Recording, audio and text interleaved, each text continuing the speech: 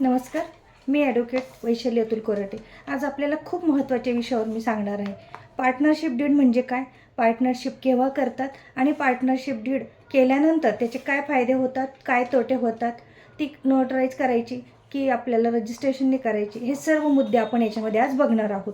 तर partnership did म्हणजे नक्की काय असतं. तर पार्टनरशिप डीड म्हणजे ही दोन व्यक्ती किंवा किमान दोन व्यक्ती किंवा त्यापेक्षा जास्त व्यक्ती एकत्र येऊन जो व्यवसाय सुरू करतात, त्यात जो नफा तोटा होतो तो वाटून घेतात आणि व्यवसाय चालवण्यासाठी एकत्र जो करार करतात, त्या कराराला पार्टनरशिप डीड असे म्हटलं जातं. आता पार्टनरशिप डीड ही किती लोकांमध्ये करता येते, तर पार्टनरशिप डीड ही इंडियन पार्टनरशिप ॲक्ट 1932 प्रमाणे सेक्शन 4 प्रमाणे ही करता येते. किमान मिनिमम 2 व्यक्ती ह्या असल्याच पाहिजे आणि सामान्य व्यवसायासाठी कमीत कमी 10 पार्टनर हे पाहिजे, म्हणजे चालू शकतात. तसेच बँकिंग व्यवसायासाठी 20 पार्टनर पाहिजेत. यापेक्षा जास्त व्यक्ती असतील तर ती पार्टनरशिप ही बेकायदेशीर ठरली जाते, म्हणजे होऊ शकते. पार्टनरशिप कोणकोणत्या कायद्याखाली होते, तर पार्टनरशिप ही सेक्शन 4 पार्टनरशिपची ही व्याख्या असते. त्याच्यामध्ये सेक्शन 6मध्ये पार्टनरशिप आहे की नाही हे कसं ठरवायचं हे याच्यामध्ये मेन्शन केलेलं असतं. सेक्शन 11मध्ये पार्टनरचे हक्क व कर्तव्य सांगितले जातात. सेक्शन 12मध्ये सर्व पार्टनर हे समान हक्काचे असतात. त्यामध्ये सेक्शन 13 हा लागू पडतो नफा तोटा याचं वाटप करण्यासाठी. नंतर सेक्शन 18मध्ये प्रत्येक पार्टनर हा फर्मचा एजंट असतो, म्हणजे प्रत्येकाला गृहीत धरलं जातं. सेक्शन 25मध्ये सर्व पार्टनरची संयुक्त जबाबदारी असते, प्रत्येकाची ही जबाबदारी असते. नंतर सेक्शन 39 हे पार्टनरशिप विसर्जन डिसॉल्युशन याच्यामध्ये होत असतं सेक्शन 39मध्ये. तसंच पार्टनरशिप डीडची म्हणजे नक्की काय, तर त्यामध्ये आपण ते काय असतं ते बघूया सविस्तर. आपण त्यात बघणार आहोत. त्याच्यामध्ये फर्मचे नाव व पत्ता ॲड केलेला असला पाहिजे, पार्टनरची नावं व पत्ता आला पाहिजे त्याच्यामध्ये. नंतर भांडवल कॅपिटल कॉन्ट्रीब्युशन प्रत्येकाचं किती आहे हे त्याच्यामध्ये मेन्शन केलेलं असलं पाहिजे. नफा तोटा वाटपाचं हे प्रमाण सारखं असलं पाहिजे, वाटपाचे प्रमाण. नंतर कामकाजाची ही सगळ्यांवर जबाबदारी असली पाहिजे, त्यात हे मेन्शन केलेलं लिहिलेलं असलं पाहिजे. पगार किंवा कमिशन बेसवर असल्यास, पार्टनर बाहेर पडल्यास त्याचे काय नियम आहेत ते सुद्धा त्याच्यामध्ये आलं पाहिजे, म्हणजे लिहिलं गेलेलं पाहिजे. नंतर वाद निर्माण झाल्यामध्ये त्याच्यावर काय उपाय केले पाहिजे हे सुद्धा त्याच्यामध्ये त्यांनी ॲड केलेलं पाहिजे. नंतर फर्म बंद करण्याची प्रक्रिया, जर काही वाद झाले तर त्यात ते काय करू शकतो आपण, बंद झाली करण्याची वेळ जर आली तर ते कसं करायचं हे त्याच्यामध्ये आलेलं पाहिजे.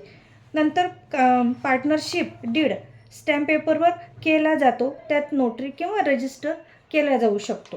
तर पार्टनरशिप रजिस्टर करणे हे बंधनकारक आहे का, हे सगळ्यात महत्त्वाचा मुद्दा आहे हा नीट लक्ष देऊन तुम्ही ऐका.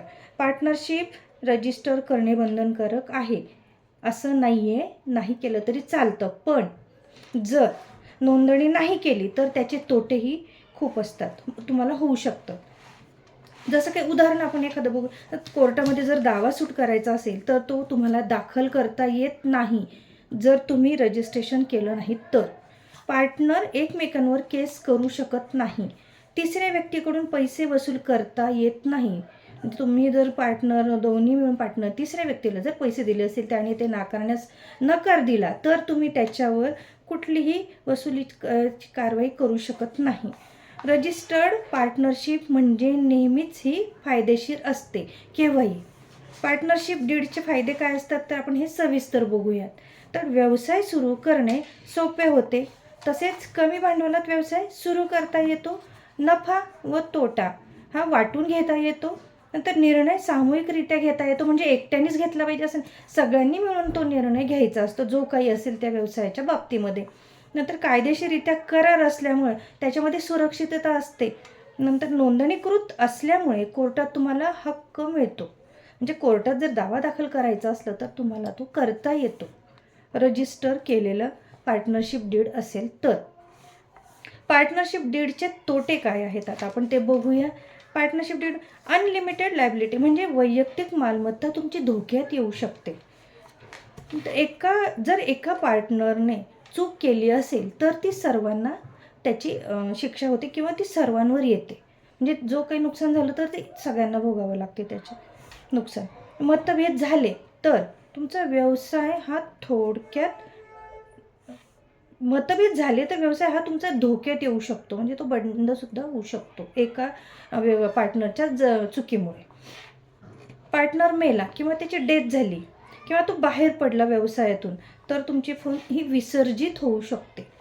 हा निर्णय प्रक्रियेला हा वेळ लागतो. कुठला निर्णय घ्यायचा असेल तर त्या प्रक्रियेला देखील वेळ लागतो. महत्त्वाच्या कायदेशीर आपण मुद्दे बघूयात आता सेक्शन 25 प्रमाणे. एका पार्टनरने कर्ज घेतले किंवा नुकसान केले तर सर्व पार्टनरला त्यासाठी जबाबदार असतात. पार्टनरशिप डीड कधी करावी तर पार्टनरशिप डीड नवीन व्यवसाय सुरू करताना पार्टनरशिप डीड करावी. भांडवल व नफा स्पष्ट ठेवण्यासाठी हे चांगलं असतं. मित्र किंवा नातेवाईकांसोबत व्यवसाय करताना पार्टनरशिप डीड ही केली पाहिजे. भविष्यातील वाद टाळण्यासाठी पार्टनरशिप डीड ही केली पाहिजे. तोंडी होऊ शकतं, नाही असं नाही, पण पुढं जाऊन जर काही वाद झाले आणि हा वाद थोड्या कारणांवरून काही कारणांवर क्षुल्लक गोष्टींवरून होत असतो, म्हणून केव्हाही लेखी पार्टनरशिप करणे हे व्यवस्थित कायद्याच्या दृष्टीने आणि भविष्यात वाद टाळण्यासाठी अतिशय महत्त्वाचं आहे. पार्टनरशिप डीड ही विश्वासावर नव्हे तर कायद्यावर आधारित असली पाहिजे. ती लेखी असली पाहिजे, स्पष्ट त्यात मुद्दे लिहिलेले असले पाहिजे. त्या नोंदणीकृत डीड ही केल्यास भविष्यातील अनेक कायदेशीर अडचणी टाळता येऊ शकतात. ह्या सर्व पार्टनरशिप डीडबद्दल आपल्याला माहिती कशी वाटली हे नक्की सांगा आणि सबस्क्राईब करा, लाईक करा. धन्यवाद.